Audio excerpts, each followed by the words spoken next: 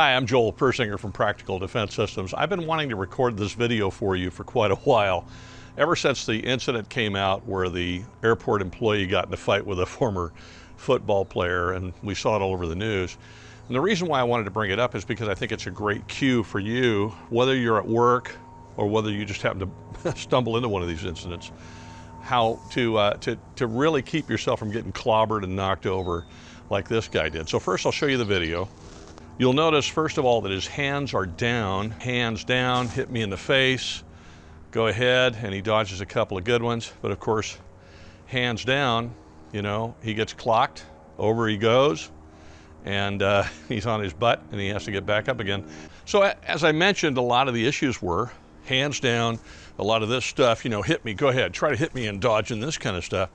That's extremely foolish. So if you're going to face off with someone, either because you have no choice, because there's no escape, or because you're angry or whatever, hopefully you're doing it because there's no escape and not for the other reasons, make sure you have your hands up, okay? I want you to think about this as the general and your hands as the armies, which are going to protect the general. Because if you get clobbered in the head, you know, people get prideful and say, oh, I can take a good shot.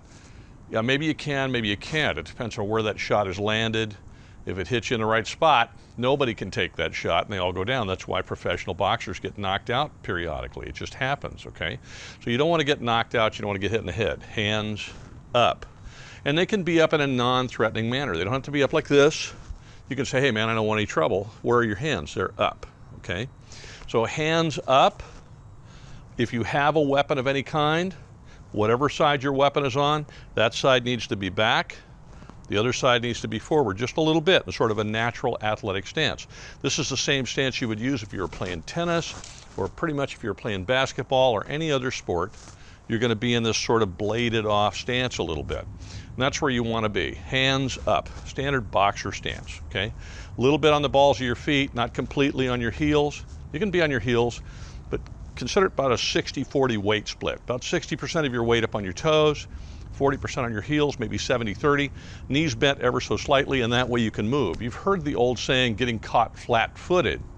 Well, that means you're standing here flat-footed like this, your knees are locked, and you get caught that way and hit on the chin, you're done, okay? Again, lead foot forward, weapons foot back if you have a weapon, hand, or whatever. If you don't have a weapon, just whatever's comfortable for you in that sort of athletic stance. About a 60-40 split on the weight, 70-30 split on the weight, a little bit forward, hands up. Okay? If you have your hands up, you'll know from boxing there's something called a hook. Comes in like this, okay?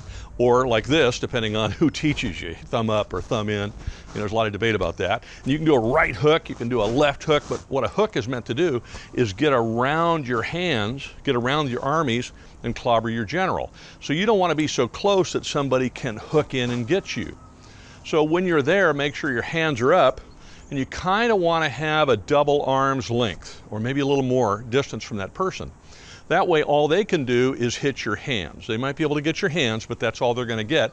They're not going to be able to reach you unless they lunge forward, or unless they charge forward, in which case you've got space, okay? So hands up, double hand length, nice bladed off stance, up like this, having a conversation. If you're going to say, hey man, I'm not looking for any trouble, you know, please, let's talk this out. We don't need to be violent here. I understand you're upset, I get it. That's not going to solve anything though. It's just going to make it worse for everybody concerned, you, me, and everybody else. Let's just talk it through. However you're going to de-escalate that. If you want to learn how to do that, one book to read would be George Thompson's Verbal Judo. George has been dead for a long time, but his lessons are still very, very good, okay? But first of all, you got to be able to protect yourself, hands up. Don't get in this machismo thing. Go ahead, try to hit me, go ahead.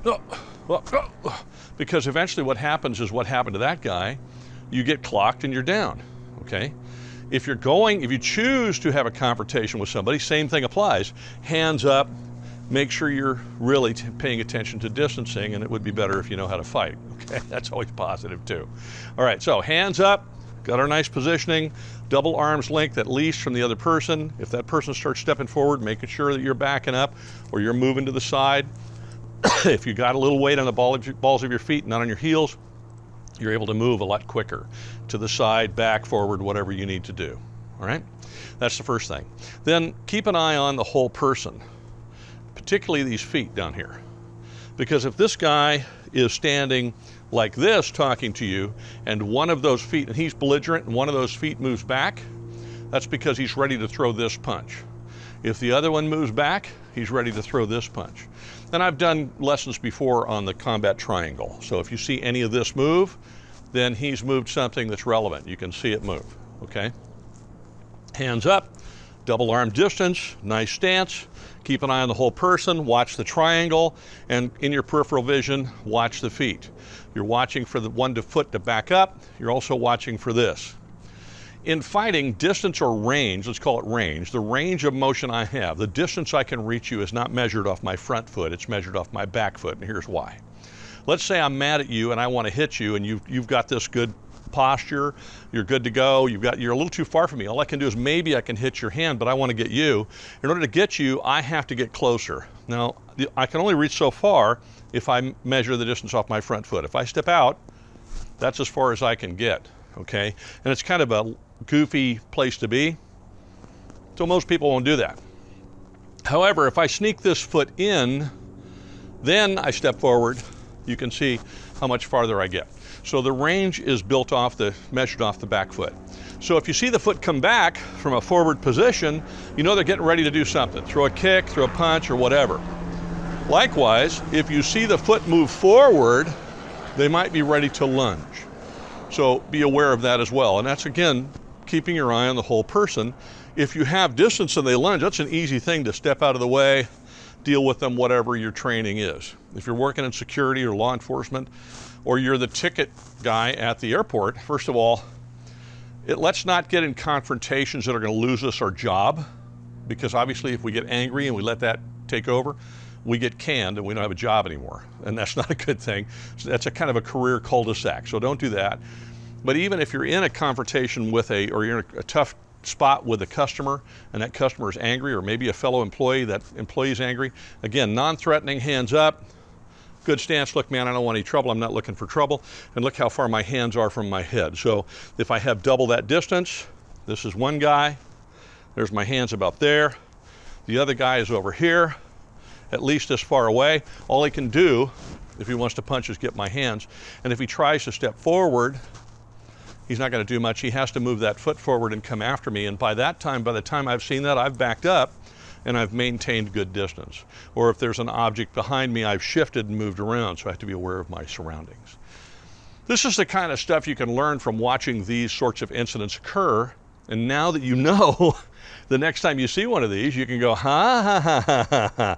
That's why that guy got knocked on his butt. And that's why he's a little goofy right now, because he got clobbered pretty good because he was doing the, chest off thing, go ahead, hit me, go ahead, hit me. You know what? I can take a pretty good shot. I've been hit a lot. I've been a martial artist for a long time, but I can still easily get knocked out by a person half my size if they hit me in the right spot in the right way. So let's not let pride put ourselves out in danger where we don't need to be. I'll do it one more time. Hands up, about 2 arms lengths away, minimum. A little more than that would be great. Hands up, bladed stance, about 60-40, 70-30 on the balls of your feet. Head up, making sure you're protecting your general, watching that entire person. And while you're watching them, you're looking for this to move. You can see it move, even if I step forward.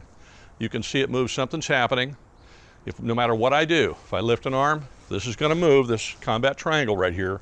And so you want to watch that, and then at the same time be aware of the other person's feet so that they don't sneak a foot up and lunge at you, or they don't sneak a foot back and then throw a haymaker, okay?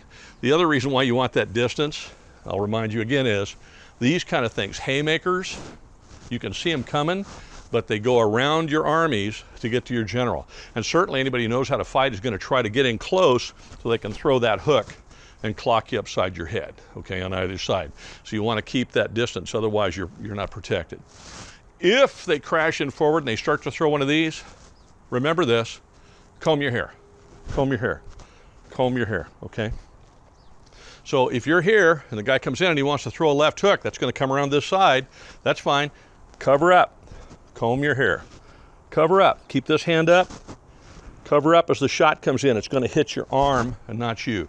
Same thing on the other side. Cover up. Just think, comb your hair, cover up. Now you can do something with that arm if you need to trap it or whatever. You can throw a shot back, but the point is you didn't get hit in the face, you didn't get hit on the chin, you didn't get hit, you know, you're going to take an impact, but you're protected by the bones of your arm, okay?